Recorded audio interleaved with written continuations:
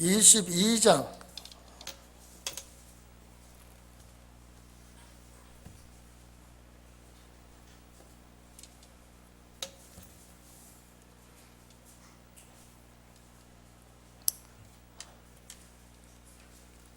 마태복음 22장 34절서부터 우리 마지막 절까지 우리 합독합니다. 시작.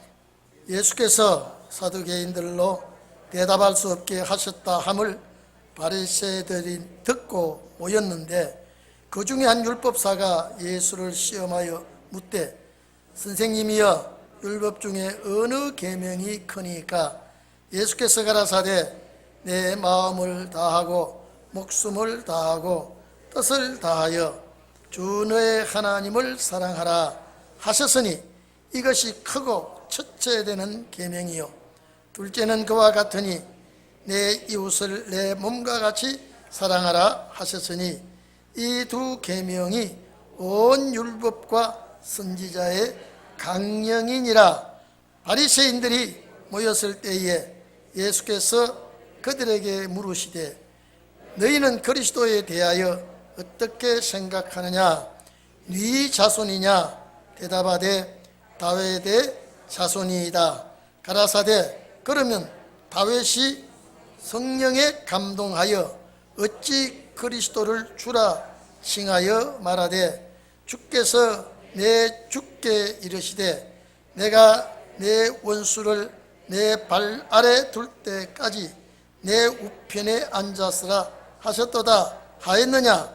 다윗이 그리스도를 주라 칭하였은즉 어찌 그의 자손이 되겠느냐 하시니 한 말도 능히 대답하는 자가 없고 그날부터 감히 그에게 묻는 자도 없더라. 아멘. 예수님께서 어떤 질문을 받든지 간에 누구를 대하든지 간에 하나님의 말씀을 정확하게 변론으로 그들을 막고 물리칩니다.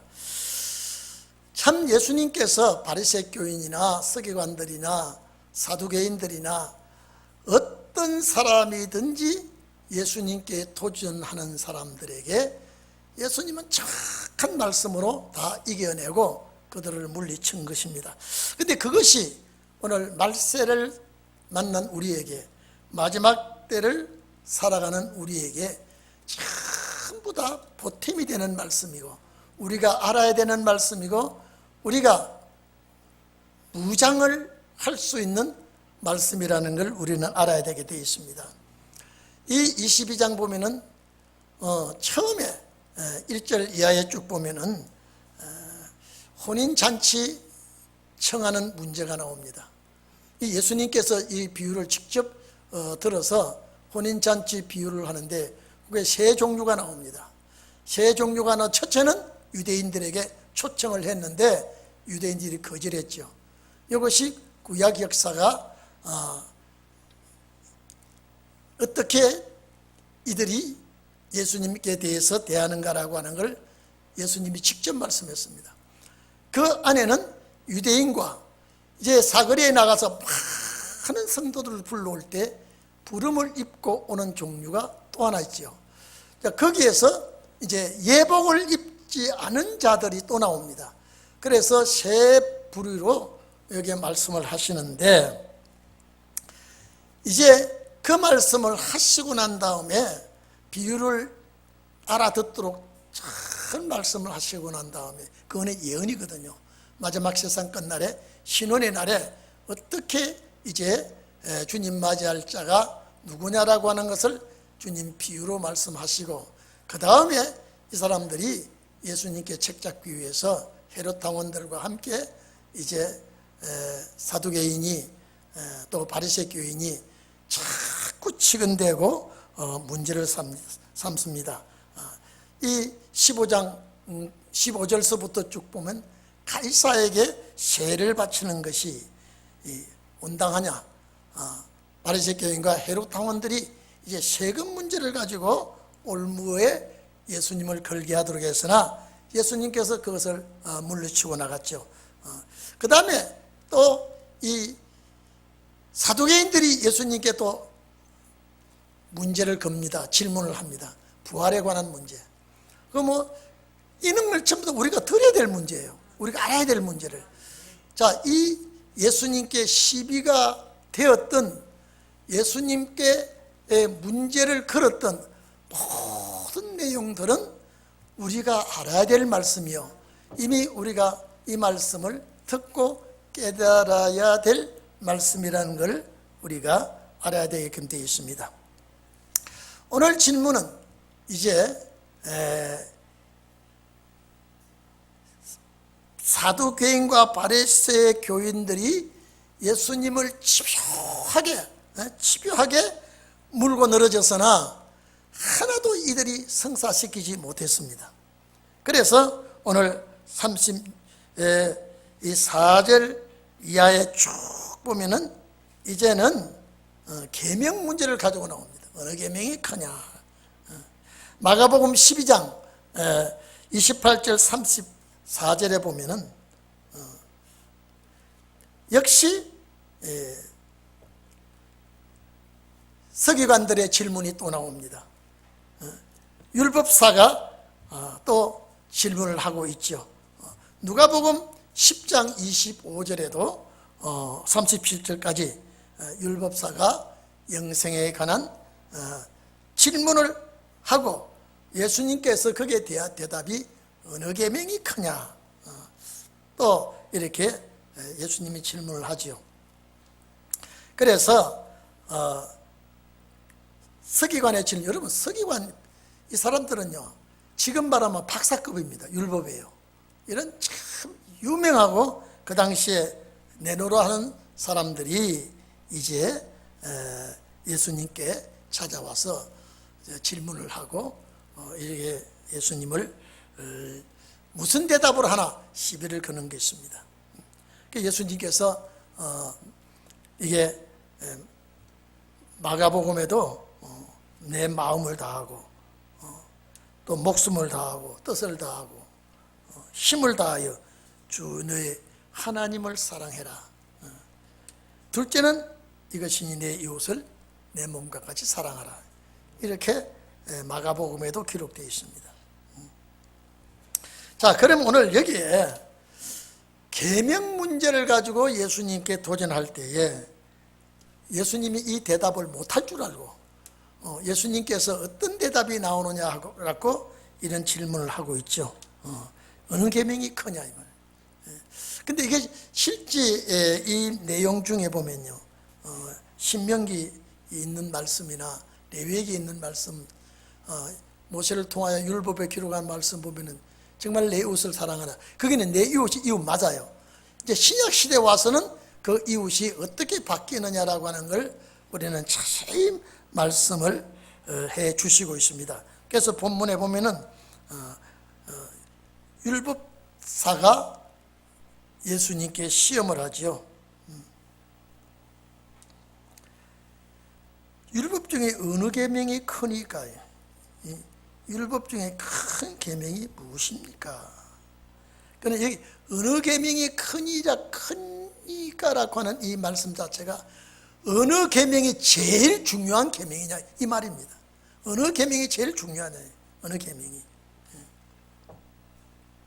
자,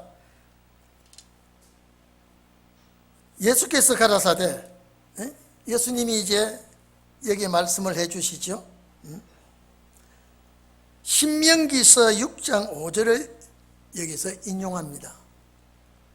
내 마음을 다하고, 여기 내 마음을 다하라라고 하는 것은 몸과 마음을 전체로 쏟아부으라 이 말이죠. 이 말씀에 내 마음을 다하고 성품 이걸 또 다하고 힘을 다하여 하나님을 사랑해라. 예수님이 신명기서 6장 5절을 이렇게 인용해서 말씀합니다. 그래서 내 마음을 정말로 이거는 모아서 전체적으로, 그 다음에 여기는 목숨을 다하고 그랬죠. 여기에 예수님께서는 목숨을 다하고 그 다음에 뜻을 다 모아서, 뜻이라는 것은 계획과 목적이, 이걸 전부 다 묶어서 주 하나님을 사랑하라. 자, 하나님 사랑은 절대 아카파오라고 하는 아카페 사랑을 하나님 사랑을요. 우리가 이웃 사랑이나 또 부부간의 에로스 같은 사랑이나 또 형제간의 이런 사랑이나 이 인간적이 살아갈 때의 부부 사랑이나 형제 사랑이나 이 모든 사랑을 제외하고 하나님 사랑을 첫 번째 해라. 그걸 전부 다 이걸 가지고 하나님 사랑을 우선적으로 하도록 해라. 자, 그리고 그 다음에 자, 한번 봐보십시오. 37절에 그래 놨죠. 마음을 다하고 목숨을 다하고 뜻을 다하여 주 너의 하나님을 사랑하라. 이건 아카페 사랑이죠. 정말로 이거는 희생적인 사랑을 주님 말씀하시죠. 이것이 크고 첫째 되는 계명이다. 가장 으뜸이 되는 그 계명이다. 가장 중요한 계명이다. 마가복음 12장 31절에 보면요, 이에서 더 큰 계명이 없다 그랬습니다. 이에서 더 큰 계명이 없다. 오늘 여러분, 우리가 정말로요, 이 신명기에서 있는 이 말씀을 보면요, 우리 신약 시대에 우리가 참 하나님을 사랑할 때요, 인간의 사랑을 초월해야 되고요, 우리가 가족 사랑도 초월해야 되고, 참 하나님 사랑을 이렇게 할 수가 있을까요? 근데 앞으로 우리는요, 이제 신혼의 때는 제일 우선 목적이 하나님 사랑입니다. 하나님 사랑을 어떻게 해야 되느냐? 제일 먼저 우리는 하나님 사랑을 우선으로 해야 되고, 우리가 이것이 제일 큰 계명이다. 첫째가 되는 것이다. 그래서 38절에 보면은, 자, 이것이 크고 첫째 되는 계명이요, 둘째는 그와 똑같다. 자, 둘째는 그와 똑같다. 이 말은 첫째 계명과 다를 바가 없다. 다시 말해서 첫째 계명과 둘째 계명이 똑같다 이 말이죠. 동일하다 이 말이죠. 그리고 자, 이웃 사랑을 해라. 내 이웃을 내 몸과 같이, 자신과 같이, 자신의 몸과 같이 이웃을 사랑하라. 근데 실제요, 이웃을 내 몸과 같이 사랑이 안 됩니다. 여러분, 그렇죠? 근데 이게 예수님께서 이 말씀을 가지고 레위기 19장 18절에 있는 말씀을 가지고 여기 와서 이 말씀하는 것은 첫째 하나님 사랑을 제일 첫 번째 1번이고, 두 번째는 이웃 사랑이라고 하는 그 이웃이 누구냐라고 할 때 다 듣는, 지금도 그렇습니다. 지금도 모든 교회가 지금도 이웃 사랑은 내가 사는 앞집, 뒷집, 옆집, 내 주위에 사는 사람을 이웃 사랑이라고 그렇게 말을 합니다만은요, 예수님은 어디다가 목적을 두었느냐면은 하나님과 예수 그리스도는 동격입니다. 하나님과 예수 그리스도예요. 내가 하나님을 첫째로 사랑한다면 그 다음에 내 이웃을 내 몸과 같이 사랑하라.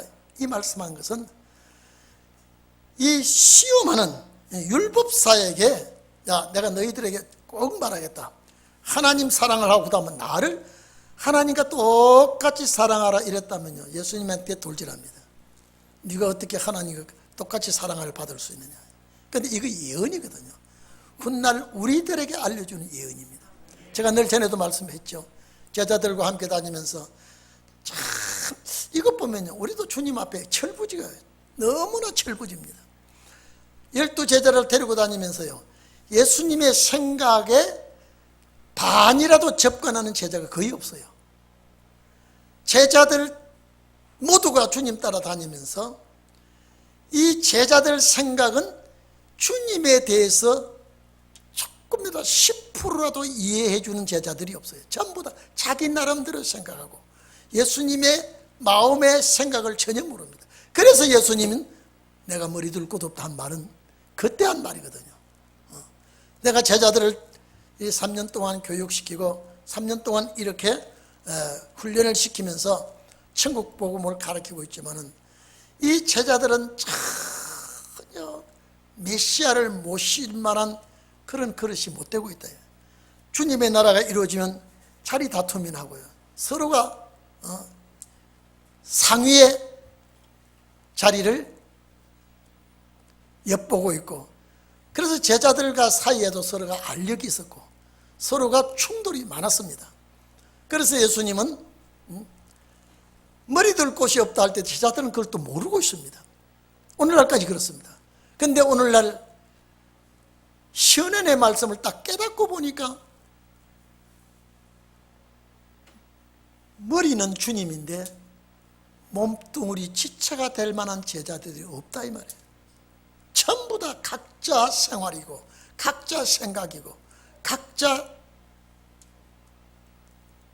말을 자기 나름대로 내어놓지 예수 그리스도의 십자가와 내시에 관한 이것을 제자들이 전혀 모르고 있습니다. 그러니까 신혼의 날이 왔을 때에 주님의 마음을 이해가 되고 이 말씀이 나에게 관한 말씀이고 이 말씀이 내가 이 말씀을 붙들어야 될 말씀이라고 깨달아질 때에 주님의 지체가 될 수 있는 거예요. 주님의 지체는요, 우리 늘 제가 이런 얘기했죠. 지체는 몸체와 붙어 있어야 됩니다. 떨어지면 지체가 될 수 없죠. 지체는 몸체와 붙어 있음과 동시에 몸체의 피가 지체까지 돌아야 됩니다. 만약에 피가 돌지 않으면 반신불수가 되기나 큰 문제가 생기죠. 우리는 예수의 피가 내 몸에서 항상 운동력이 있어야 됩니다. 그래서 지체는 몸체와 함께 연합되어 있어야 되고 붙어 있어야 되고, 그 다음에 지체, 몸체의 머리에 피가 돌 때에 지체까지 같이 움직여야 되고, 신경도 마찬가지입니다. 신경이 죽어버리면 이제는 몸체와 관계가 없습니다. 그래서 항상 몸체와 머리와 지체는 떨어질래야 떨어질 수 없고 또 따로 분리할 수 있는 그런 것이 안 됩니다. 그래서 머리가 영광이 될 때 지체도 영광이 되고요, 머리가 환난을 받을 때 지체도 환난을 받아야 이것이 하나가 되는 것입니다. 오늘 여러분들은 정말로 예수 그리스도의 참된 지체가 되기를 바랍니다. 지체라고 하는 것은 제가 늘 얘기했죠. 몸체와 떨어질 수가 없습니다. 그래서 제가 항상 부부가 일체라고 하는 건 절대 부부는 일체가 아닙니다. 부부는 이체예요. 부부가 이체인데 일체라고 하는 것은 목적이 똑같아야 됩니다. 남편과 아내가 목적이 똑같아야 돼요. 그 다음에 하는 방향이 똑같아야 돼요. 사상이 똑같아야 돼요. 일체라고 하는 것은 왜 남편이 미국 가 있든 남편이 독일 가 있든 남편이 부산 가 있든 남편이 내 옆에 있든 우리는 항상 일체라고 개념은 떨어져 있다고 이체가 아니라 떨어져 있어도 일체입니다. 항상 생활 패턴이 같고 목적이 같고 사상이 같고 그렇기 때문에 협력하는 것입니다. 절대 지체는 협력 안 하면 안 됩니다. 그리고 지체가 좀 잘못한다고 문제를 삼으면 안 됩니다. 지체가 이것은 잘못할 때도 있고 실수할 때도 있을 때 몸체가 머리가 감싸줘야 됩니다. 항상 우리 주님은 우리를 안아주고 지켜주고 도와주고 하는데 우리가 지체와 지체끼리 문제를 일으키면 안 됩니다. 그래서 오늘 여기에 자, 하나님을 사랑하는 것이 첫째다. 그 다음에 내 이웃을 내 몸같이 사랑하라.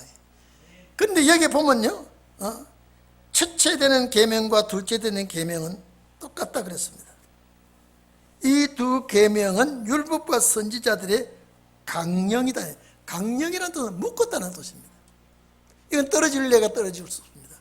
여러분, 부부가 나눠질래야 나눠질 수가 없듯이 떨어질 수가 없듯이 이거는 첫째 계명과 둘째 계명, 큰 계명과 적은 계명이 분리될 수가 없어.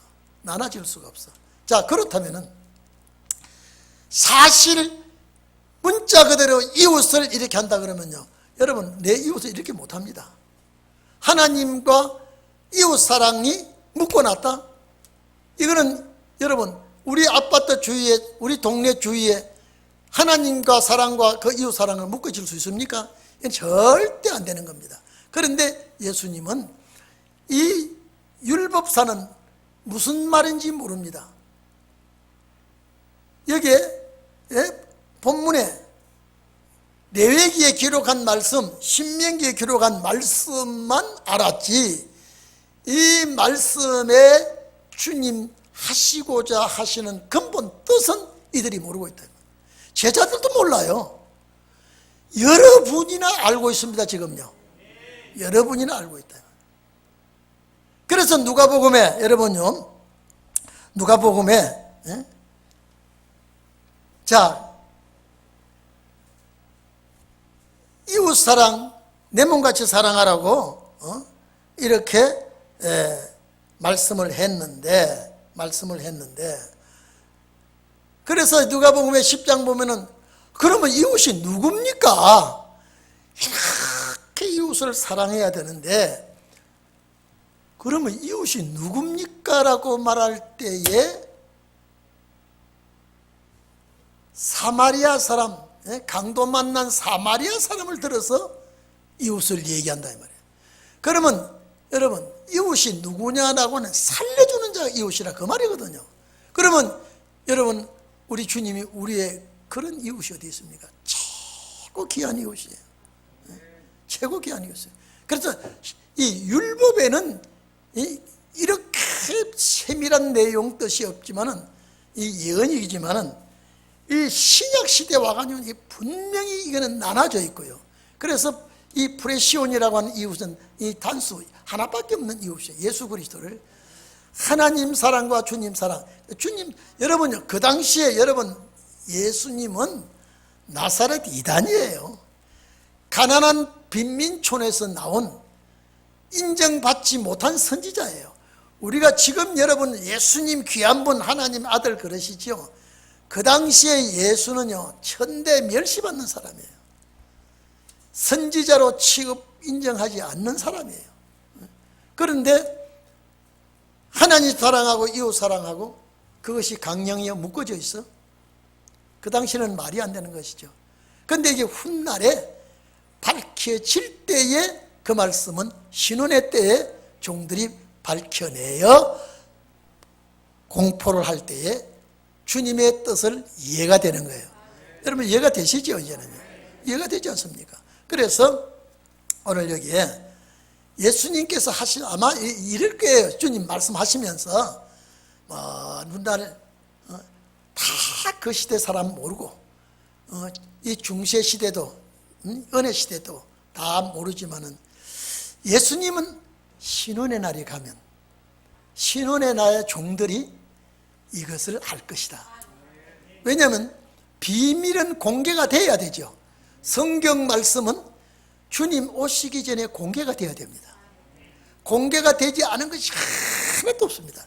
다 공개될 때에 주님 오시거든요. 그렇기 때문에 주님이 이 말씀을 하실 때에 여기 있는 제자들, 예수님 당시에 여기 있는 제자들은 모르고 바리새인 교인 율법사들 아무도 모르지만은 이 내용을 알 자가 있을 것이라는 주님은 그 당시에 알고 계셨을 거잖아요. 그렇죠? 여러분은 이 말씀을 이제 알고 계신다 이 말이에요. 하나님 사랑과 이웃 사랑은 떼내려야 떼낼 수가 없어. 자, 그러면 이 율법학자가 물은 질문대로면 하나님 위로는 하나님 사랑하고 아래는 이웃 사랑하고, 이게 아니거든요. 예수님 사랑과 주님 사랑과 묶어놔야 된다 이 말이에요. 그럼 여러분 보십시오. 정말로 내가 이웃 사랑은 이렇게 내 몸같이 사랑 못해요. 식구도 내 몸같이 사랑하지 못하는데, 여러분, 우리 집사님 내 식구를 정말로 내 몸같이 사랑합니까? 못합니까? 안 됩니다. 이거는요, 이게 될 수가 없어요. 그런데 이웃을 내 몸뚱아리 같이 사랑이 돼요? 이건 안 되는 거예요. 그러나 정말로 예수 그리스도는 내 몸같이 사랑이 되는 거예요. 사랑할 수밖에 없는 거예요. 왜? 나를 위해서 죽었으니까, 나를 위해서 희생했으니까.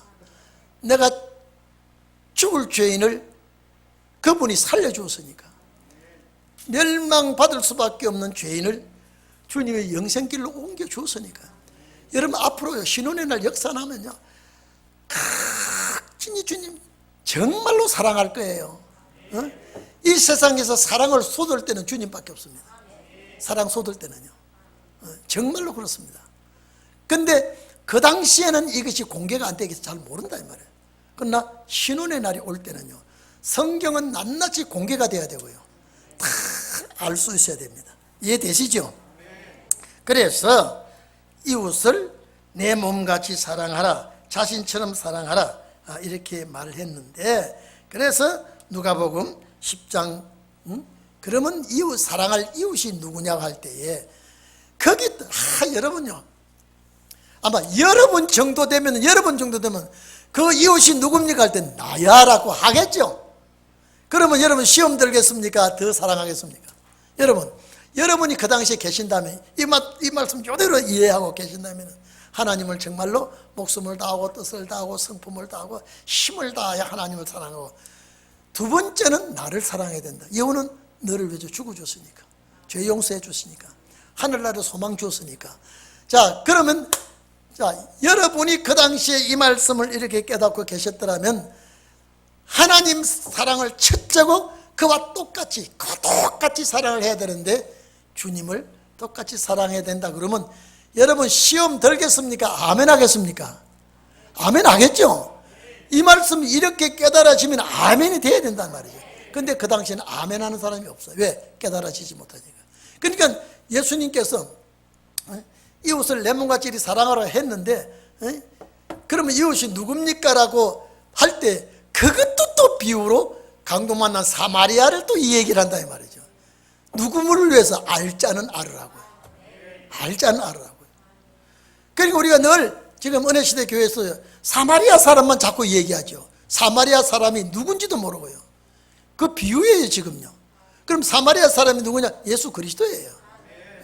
그래서 이 비유의 내용은 전부 다 세상 끝날의 주님과 우리예요. 우리가 이 축복을 받아야 되고, 우리가 이 축복을 이제는 누려야 되고, 우리가 축복을 주신 분에게 감사를 해야 돼요. 그래서 우리 39절을 다시 한번 봅니다. 본문에 둘째는 그와 같으니 내 이웃을 내 몸과 같이 사랑하라 하셨으니 이 두 계명은 온 율법과 선지자, 구약 모세 오경과 선지자들의 말한 모든 것이 같이 묶어놨다 이 말이죠. 하나는 뺄 수가 없어. 어느 게 위와 아래가 없어요. 똑같은 하나님 사랑과 주님 사랑이 똑같다 이 말이죠. 그래서 강령이니라, 강령이 뭐라고요? 매달아 놨다, 같이 묶어서 매달아 놨다는 뜻이거든요. 자, 바리새인들이 모였을 때 이제 예수님이 이제 다시 묻습니다. 바리새인들이 모였을 때 예수께서 그들에게 물으시되 너희는 그리스도에 대하여 어떻게 생각하냐? 자, 여러분 이리 좀 봅시다. 예수님이 지금 바리새 교인들, 서기관들 막 예수 집중, 물어뜯다시피 예수님께 공격을 했죠.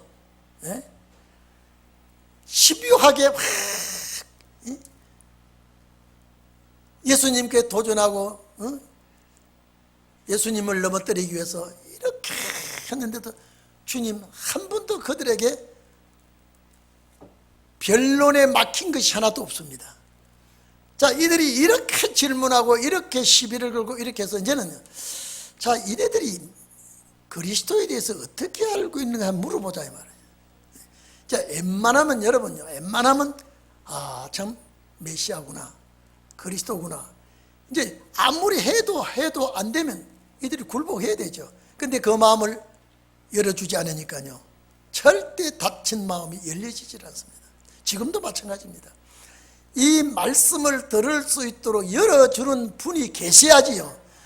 아무리 이해를 하려 해도요, 이거는 세상 지식이 아무리 많아도 학박사들이라도 하나님의 말씀은 열어주어야 깨달아지지, 열어주지 않으면 깨달아지지 않습니다. 오늘 여러분요, 지금 종교계가요, 여러분 정치가 모든 젊은 세대가 막 지금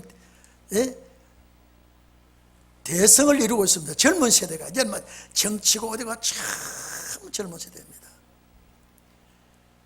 근데 교회만은요 너무 젊은 세대가요 신학적으로 학만 가지고 나오니까요 영적인 미련이 굉장히 빈약합니다. 요새 젊은 세대 젊은 목사들 보십시오. 영적 세계가 너무 빈약해 가지고요 세상 지식과 학은 많아요. 근데 영적 문제는요 너무 젊은 세대가 그런 체험이 없어 가지고요 그래서 교회가 더 어두워지는 거예요. 어떤 친구 목사 그래, 이 부목사를 데려왔더니요 어떻게 노래만 30분 하고 설교는 10분 하고 말더래요. 그 10분도 성경에 관한 설교가 아니고, 그러니까요 노인들은 은혜 체험을 한 분은 이제 부목사 설교를 싫어하고요, 아주 젊은 세대는요 부목사 설교 너무 좋아한대요. 그냥 막 아주 율동되면 막 하니까요. 그래서 그 목사 그래요, 모든 정치는 젊은 세대로 바뀌어야 되지만요 이 교회만은 기도 체험 있고 말씀 체험 있고 은사 체험이 있는 분들이 써야지, 아무 체험 없는 분들이 졸업만 하고 학만 가지고 학위만 가지고 다녔으니까 교회가 이렇게 힘을 잃고 있다. 그 친구가 하는 소리예요. 오늘 동행교회 성도 여러분, 이 방송을 듣고 계시는 여러분, 이 말씀이 여러분에게 양식이 되기를 바랍니다. 이 말씀이 문자 그대로 봐야 될 것도 있지만은요 영적 해석을 해야 됩니다. 영적 해석을 해서 내가 이 시대에 먹어야 될 만나로 삼아야지요. 여러분 제가 어릴 때는요 애들 태어났을 때 우유도 없습니다. 6.25 이후에 우유가 들어왔어요. 외국에서 우유가 들어오고요, 그 다음에 나중에 이유식 생겼죠. 참 어린 애가 태어나서 젖이 없으면요 밥을 끓으면 그 물을 가지고 젖이 없는 애기에게 그 밥물을 가지고 먹이면서 기르면 애기가 자라나질 않아요. 애기가 자라나질 않아요. 제가 이런 일을 많이 봤어요. 우리 할머니도 그랬어요. 손주들에게요, 여러분 찐살 있죠? 찐살 아지요? 찐살을 그 시비가 물을 내서 손주를 입을 이렇게 밀어줍니다. 그러면 그 손주는 그 물을 받아 먹어요. 지금 젊은 애미들 같으면 기겁을 합니다. 기겁할 일이 아니에요 그게요. 어디 할머니 입에서 살을 씹어가지고 그 물을 내가지고 손주 입에다 넣어줘. 그러면 제비새끼까지 손주는 걸 또 받아 먹어요. 그렇게 큰 놈들이 지금 다 이제 늙어서 할아버지가 되고 돌아가고요. 아마 우리 며느리나 손주들 앞에요 옛날에 할머니들이 그렇게 길렀다 그러면요 위생에 애들 죽인다고요 기겁 천길 만길 뛸 거예요. 뛰어요 안 뛰어요? 야 태진아, 너가 그걸 보면 야 이건 이런 일이 있을 수 없다고 펑펑 팔팔 뛸 거 아니야? 그런 가난한 시대가 있었어요. 그런 가난한 시대예요. 그런 가난한 시대에는요 오늘 이렇게 잘 사는 시대를 상상을 못하고 살아요. 지금 우리가 있는 시대의 그때를 내다보고요, 그때를 내다보고요 생각해 보면요 참 기가 막힌 일 아닙니까? 오늘 말씀도 그래요. 그때는 깨닫지 못하고, 저는 놀라운 것은요 나는 지금도 잊어버리지 못한 것이요, 우리 면소재지에 살았을 때 제가 이거 한번 얘기했을 거예요. 6.25 나가지고 피난민이 꽉 내려왔을 때요 면소재지 앞에요 사람들이 한 7, 80명, 여러분 시골서 7, 80명이면요 서울 시내 이게요 한 1000명 이상보다 더 많이 모이는 기분이에요. 7, 80모인데요. 거기에 갔더니요, 아기가 요만해요. 요만한데 6.25 전쟁 나는 바람에 부인은 포탄 맞아 죽어버리고 그 남자가 그 애를 데리고요, 먹을 것이 없어 거기다 갖다 놓고 죽이고 있는 거예요. 나는 새카만 애가 요만해 처음 봤어요.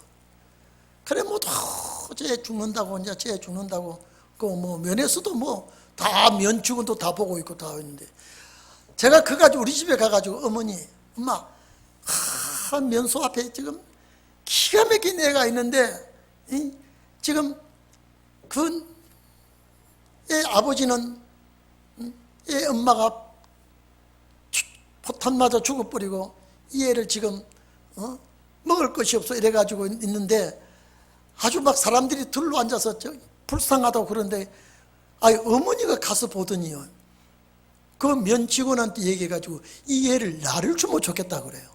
내가 길러보겠다고. 그러니까 그 애 아버지가요, 절을 해요. 제발 살림을 주시면. 여러분요, 저 우유가 있습니까? 이유식이 있습니까? 우리 어머니가, 그러니까요, 많은 사람이 박수를 쳐요. 불쌍하다고만 얘기하지 그 애를 데리고 오겠다는 사람은 우리 어머니밖에 없더라고요. 그래서 우리 어머니가 데리고 오니까 귀저귀가 있습니까? 런닝사수 찢어가지고 귀저귀하고, 그 다음에 쌀을 삶아가지고요, 쌀을 푹 삶으니까 물이 나온 그거에다가 설탕이 어디 있습니까? 삿가량을 좀 넣어가지고 자다가도 먹여주고 나서도 먹여주고, 이름이요, 제법 봉통하게 살이 쪄요. 그걸 먹는데도요, 밥물로요. 그러니까 이제 우리 교인들이 와가지고 아이고 얘 이제 복덩이라고요. 근데 석 달 딱 지나고 나더니요, 애가 굉장히 앓더니 그날 밤에 죽어버렸어요. 우리 어머니가 얼마나 서운하게 생각하는지요. 그러니까 그날 왜 그렇게 의사한테 갈 시간도 없고, 그러니까 새벽에 우리 어머니 새벽 예배 갔다 와가지고 이제 애 밥 챙겨주려고 보니까 애가 죽어버렸단 말이에요. 그러니까 우리 어머니가 얼마나 놀래가지고 우리 교회 남자 집사님한테 얘기해가지고요, 남자 집사님 와보더니 이 애는 죽었으니까 땅에 묻어야 되지 않겠냐고. 그래서 괴짝을 가져와가지고요, 관을 만들어서 우리 집사님이 아기를 괴짝에다가 넣어서, 관을 만들어 넣어서 산에 갖다 묻었어요. 지금 생각하면요, 그냥 금방 죽었으면 우리 어머니가 덜 서운할 텐데, 3개월, 4개월 때는 쌀이 통통하니 그래 그 밥물로 먹고도 살더라고요. 요 사이 같으면 얼마나 좋은 우유가 있습니까? 분유가 있습니까? 그런데 그게 살다가 이제는 웃고, 이제는 쳐다보고 웃고 하더니요, 그렇게 앓더니 아마 지금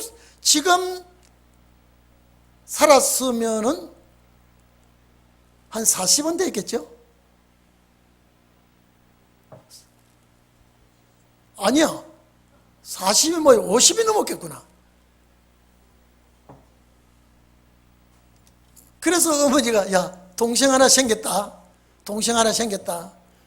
얘 예수 잘 믿는 집안에 와서, 우리 교인들이 그래서 예수 잘 믿는 집안에 와서 이제는 예수 믿고 잘 자라면 되겠다.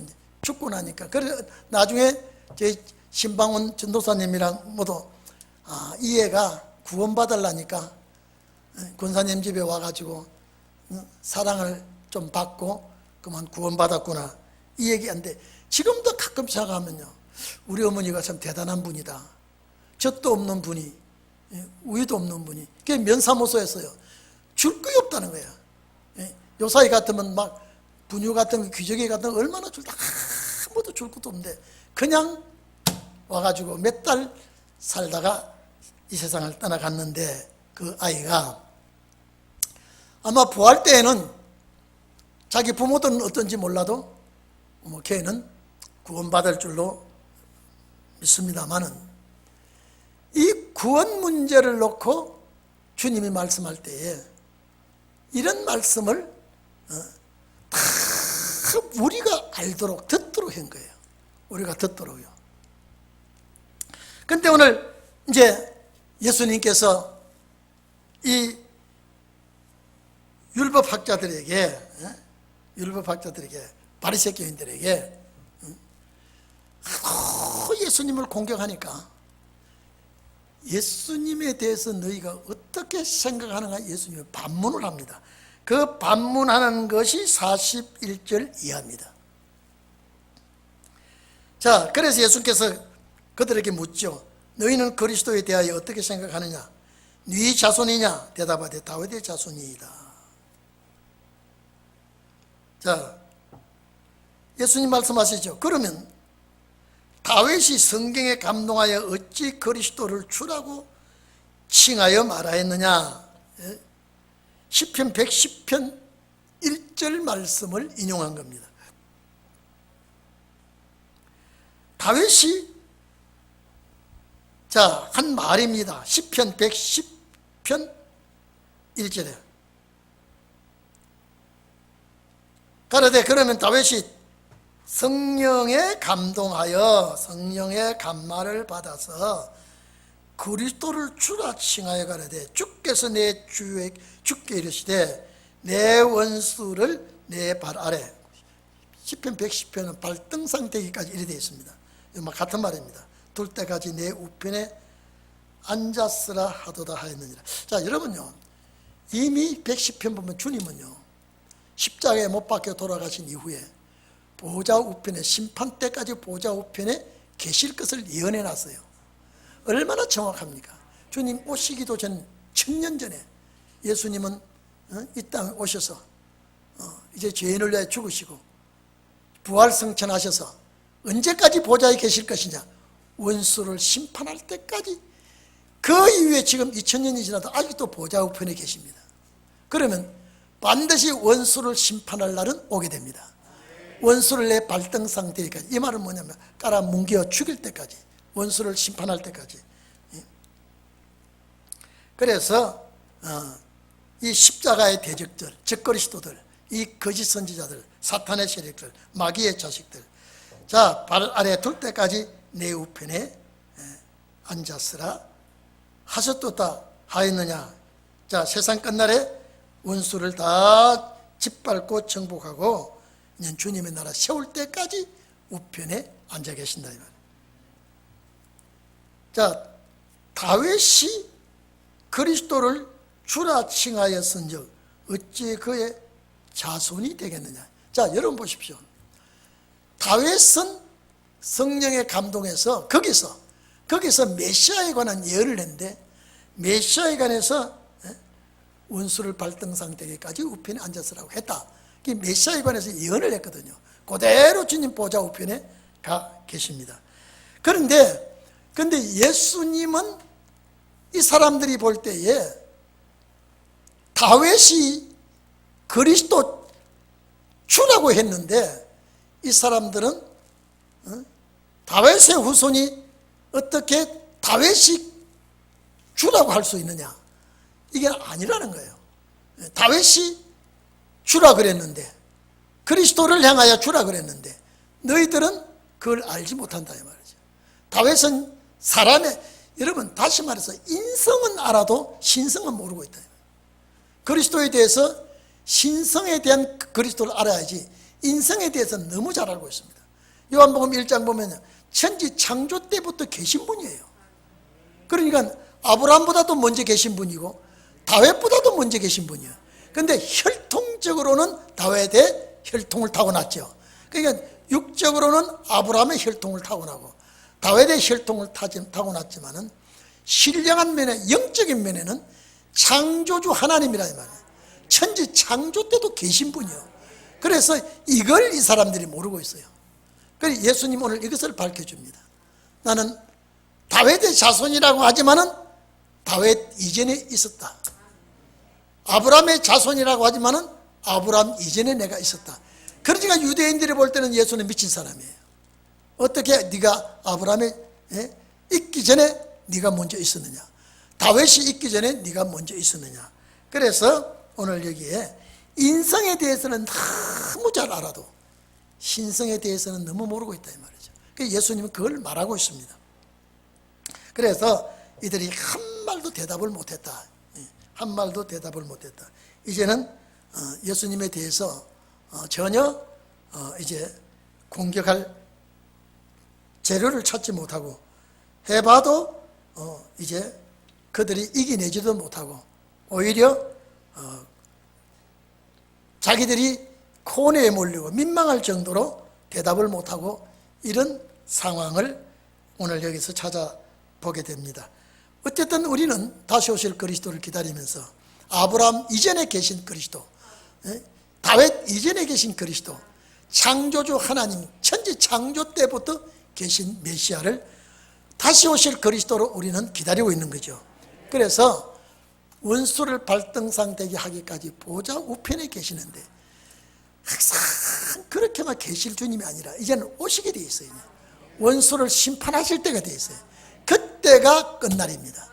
그때를 위해서 신혼의 날이 있게 돼 있습니다.